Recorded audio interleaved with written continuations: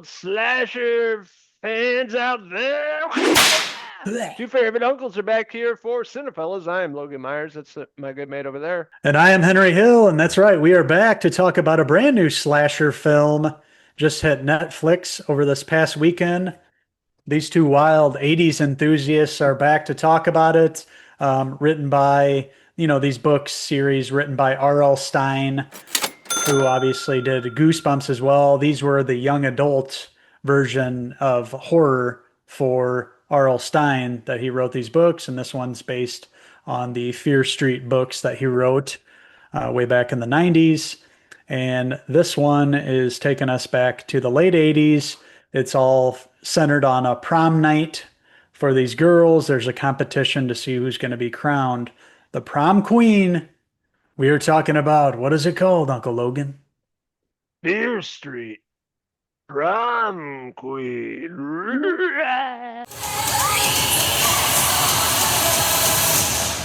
You having a good night?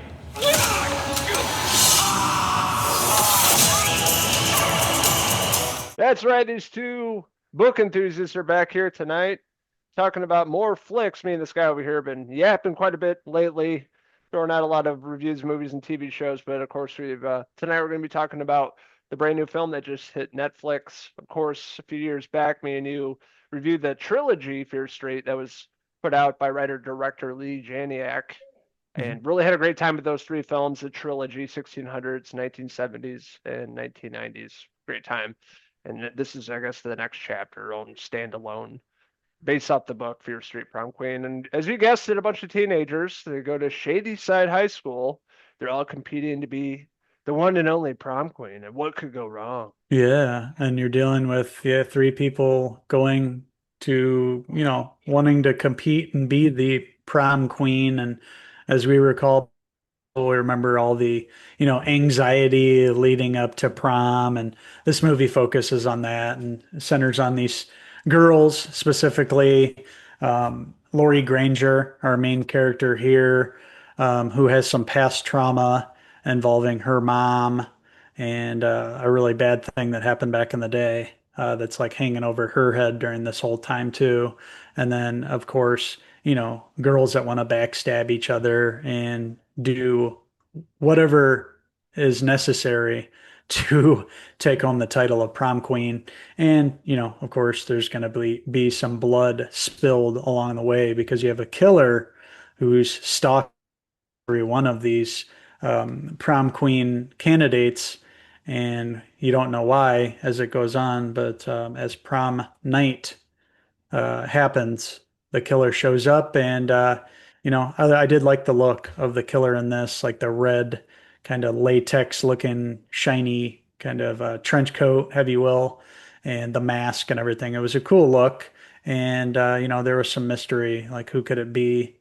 And I thought it did a good job of keeping the killer kind of secret, and you didn't really know who it was, and trying to figure out who is picking off these girls one by one. Yeah, I would say the costume design is pretty cool of the killer. I did predict and figure out who the killer was pretty Did you? early on. I Yeah. did. But maybe there's more than one. Who knows? But yeah, this is just, the good aspects of this film is really the kill scenes, the practical effects, like the paper cutter in the school. Of course, there's all these like really super grotesque and I would say pretty unique kills in this movie, and that's really Mhm. the standout of this. And this is exactly what you're going to want from a Fear Street, adaptation from book to Mhm. TV, and that's exactly what you get. This is style over substance for sure. I meant the Yeah. music, the makeup, costume design was all fantastic. Felt like you're going back to the 1980s. It really elevated the movie, gave Mhm. it its 1980s vibe to it. Just didn't really have much of the characters. Really care too much about being the main characters here. Laurie and Tiffany, even them didn't feel too much for either of those characters. I don't think they fleshed out the characters as much, so you didn't really like want to root for them, I guess. But Right. outside of that, it's really some really great kills. Cool killer, I would say, for the most part. Yeah, this movie definitely relied way too much on the nostalgia, the music, the look. The aesthetic was great, but like you mentioned, yeah, these characters just weren't fleshed out at all, and we weren't invested in them nearly as much as we should have been. Definitely had some cool kill scenes. I did appreciate those. Those were all really well done. Love the practical effects, that's for sure. It felt like they really captured the feeling of prom night, being at the party, somebody come in, spiking the punch, kids, and then also the adult chaperones too, just the feel of them, like, they're watching the kids and then, they see themselves in the kids remembering when they were in high school, and then you have like the principal talking to the other teacher and them talking about like, you remember when we had prom night, and a lot of that, they definitely capture that well. But yeah, ultimately what goes against this film is the story and the character development here. Not much to go by, but decent enough anyway. I thought the girl who played Lori Granger was pretty good. India Fowler, hadn't really seen too much of her. A couple familiar faces here for actors. Catherine Watterson plays Nancy Falconer. Definitely recognized her. Lily Taylor, she played like the vice principal Breckenridge in this. She was definitely a familiar face. And an actor who I hadn't seen in quite some time. Ba-doom, uh, ba-doom, bop. but Scooby Dooby, that's right. Chris Klein, old Oz from American Pie, shows up. Obviously 20 some years after American Pie and playing Dan Falconer, a father to one of these girls and a teacher, I believe, here too. So you also have him.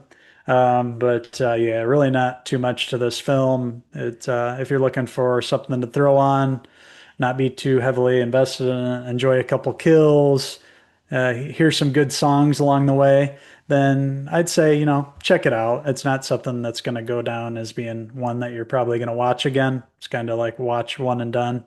Nothing classic here, too. A decent movie, but definitely doesn't live up to the previous three Fear Street movies. Nope, nowhere near it.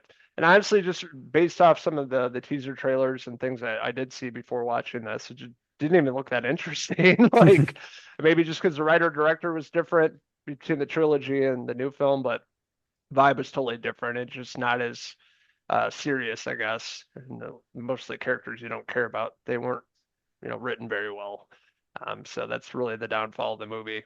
I think a lot of it has to do with the script itself. But yeah, like you were saying, a lot of great 80s music. Here's some Rick Astley in there. Get Rick rolled Yeah, and some others. The kid, with the flask of alcohol and pouring in the punch, like every John Hughes movie. There's definitely a lot of exactly. nods and callbacks, obviously, to films in the Sure. 1980s. Carrie, yeah. Carrie, of course, Hmm. there's a ton out there. 80s Yep. movies, teenagers played by 40-year-olds. Everything else is just kind of blah. Like you Yeah. said, a one and done. I've watched it once. It's that movie I'm going to rewatch ever again.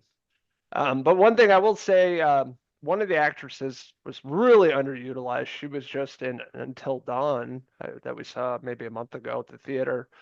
Ella Rubin, she was like one of the friends, but she, a pretty good actress, but she was just very underutilized in this movie, kind of the side character. Didn't Hmm. have much to her. So that was kind of disappointing. She was also in Anora that we reviewed. So good Okay. actress, up and coming. Like to see her in some more horror roles as well, but definitely underutilized. And the main cast is okay. I thought they're Mhm. decent. So that being said, I'm gonna give Fear Street Prom Queen, now streaming on Netflix. I'll give it a 3 out of 5. Anora hair pieces. Yeah, I know who you're talking about now. I haven't seen Until Dawn yet, but that makes me want to go see it now. Hearing she was in Don't it. wait, watch it at home. Okay. Don't go All see right. it. Yeah, that's what I meant. It hit digital, so yeah, I'm definitely gonna enjoy it at home here. Yeah, but yeah, I'll watch that so we can review that one. So we'll be back for another horror movie. That'll be fun. I agree with pretty much everything you said here, man. More style than substance. Script is a big problem here. Characters just weren't fully developed. Had some cool kills though, and the music was cool. So not all bad here. And with that being said, I am going to give Fear Street Prom Queen. I'm going to give it a 3 out of 5 Annie Lennox hair pieces. Sweet dreams of me. I want to hear from all you R.L. Stine fans out there. What did you like about the new Prom Queen movie? What didn't you like about it? Did you like the original trilogy better? Let us know in the comments below, and don't forget to subscribe. Check out these wild uncles on Facebook, X, and Instagram, and our website, Cinephellas.com, for the latest, greatest TV, movie news and reviews. So the last couple of Netflix original movies that we've watched have been stinkers. Yeah. Havoc. Havoc was Yeah. terrible. Yeah. Yeah. So we'll have to see what's next. I think not Billy Madison, but Happy Gilmore 2 is a Netflix movie. Let's hope that reverses the curse here for the past few Netflix films. But this one wasn't as bad as Havoc, at least. I thought, at least it had some enjoyable parts of it.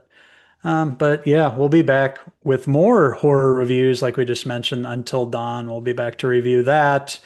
We also have Bring The her Last of back. Us. Yes, Bring Her Back, the new movie from the Talk to Me directors, the brothers there.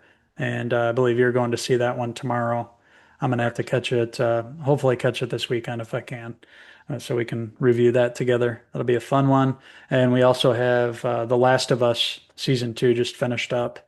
So we'll be back to review that. And we'll have some interesting thoughts on that one, I'm sure. So can't wait to do that one with you. And yes, we'll be back for more Cinephellas movie reviews. So stay tuned to this here channel. Leave a comment, like, and subscribe. And until the next Cinephellas movie review, I am Uncle Henry Klein. And I'm Chris Klein from the American Pie Saga. Until next time, cheers! Cheers!